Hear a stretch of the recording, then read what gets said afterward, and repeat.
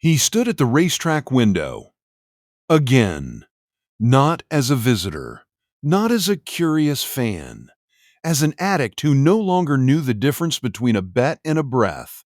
His homes were already gone. The IRS was owed $17 million. His wife was giving him $40 a week in cash to make sure none of it reached the track. 3 years before that moment, this man had a $100 million fortune. He had 4 Emmy Awards. He had changed American television twice. First with NYPD Blue, then with Deadwood. His name was spoken in the same breath as the greatest TV writers who ever lived. So how does that happen? How does one of the most brilliant minds in Hollywood history end up on a $1.40 a week allowance? At a racetrack he literally wrote a TV show about. This is the story of David Milch. David Milch was born in Buffalo, New York, in 1945. His father was a surgeon. Respected. Successful. Connected. Reportedly performing procedures for organized crime figures in the early 1950s. By every visible measure, the Milch family had arrived. But behind the walls of that house, something else was happening. His father was addicted to alcohol, to painkillers, and to gambling. He took young David to the Saratoga racetrack when David was 8 years old. Not to watch, to run bets for him. By 8, David Milch was drinking. His father told him something that would haunt him for the rest of his life. He pointed to David's older brother and said, "He will be the doctor." Then he pointed at David. "He will be the bum. A version of me, separated into each of you." David Milch graduated summa cum laude from Yale University. He won the Tinker Prize, awarded to the highest achieving English student in the school's history. He was mentored by Robert Penn Warren, one of America's greatest writers. He became a Yale lecturer himself. On paper, he had escaped. In reality, he carried everything his father gave him, the brilliance and the destruction, as a single, inseparable inheritance. In 1982, Milch wrote a single script for a television show called Hill Street Blues. It sold immediately. He joined the staff. Then he ran it. Hollywood had found its next genius. In 1993, Milch co-created YPD Blue with producer Stephen Boko.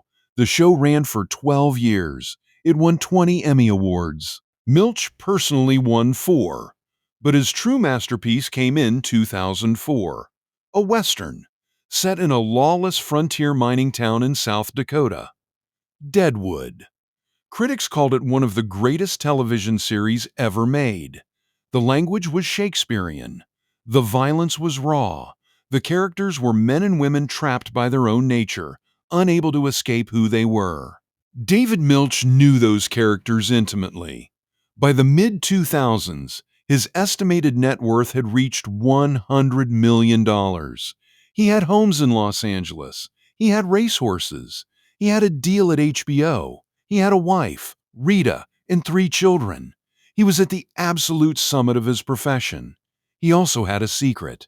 The racetrack had never left him. Even during his years of greatest success, Milch was a regular at Santa Anita Park, in Arcadia, California, just 30 minutes from his home.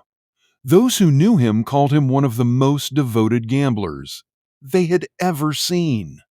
Serious, obsessive, a man who studied horses the same way he studied characters, searching for something true beneath the surface. When asked how often he went to the races, Milch once answered, "It depends on who I'm lying to." His wife, Rita, asked their business managers about their finances regularly. She was told everything was fine. It was not fine. In 2011, a business manager suggested transferring the title of the family home into Rita's name. It was a quiet alarm. She pressed harder. And then she was handed a document that changed everything. A detailed list. Every check David Milch had cashed at horse racetracks between January 2000 and March 2011. The total was $23,510,982.04. That number was for 11 years of documented track losses alone. The full estimated figure, when everything was accounted for, was closer to $100 million. What he had spent a career building, he had been quietly feeding to the horses the entire time. The homes went first. Then the IRS debt surfaced. $17 million owed in back taxes. Then Rita filed a lawsuit against the business management firm, alleging they had known and said nothing while she was being reassured. The man who had dictated television scripts while lying on the floor, surrounded by writers, now had his wife controlling his weekly cash. $40 per week. Deadwood had been canceled in 2006, a wound that never fully healed. A follow-up series, John from Cincinnati, failed. Then came Luck, an HBO drama set at a horse racetrack starring Dustin Hoffman. The subject matter was no coincidence. It was the only world Milch truly understood anymore. Luck was canceled after 3 horses died during filming. There is a specific kind of cruelty in watching a man's private destruction become his public one. Milch had spent his career writing about people consumed by forces larger than themselves. Lawless men in lawless places, making choices they couldn't stop making. He knew exactly what he was doing. He just couldn't stop. In 2022, David Milch published a memoir. The book opens with him acknowledging he has Alzheimer's disease. "I'm losing my faculties," he writes on the first page. "I'm on a boat sailing to some island where I don't know anybody." There are 3 things worth sitting with after a story like this. First, brilliance does not protect you. David Milch graduated at the top of Yale's class. He was mentored by a Pulitzer Prize winner. He understood human psychology at a level most people never reach. None of it stopped what happened. The addiction didn't care about the Emmys on the shelf. Second, what we inherit isn't always visible. Milch's father handed him a racetrack before he handed him a worldview.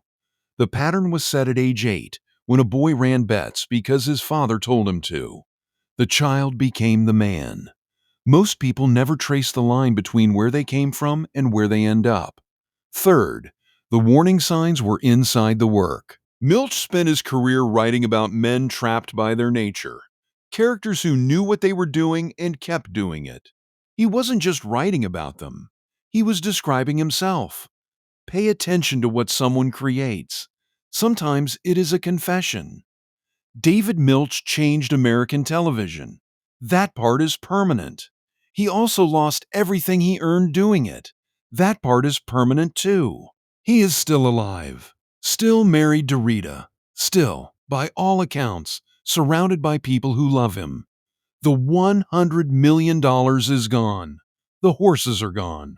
What remains is the work, and the lesson buried inside it. Some things are inherited long before they are chosen. If this story made you see money, or the people in your life, a little differently, share it with someone who needs to hear it.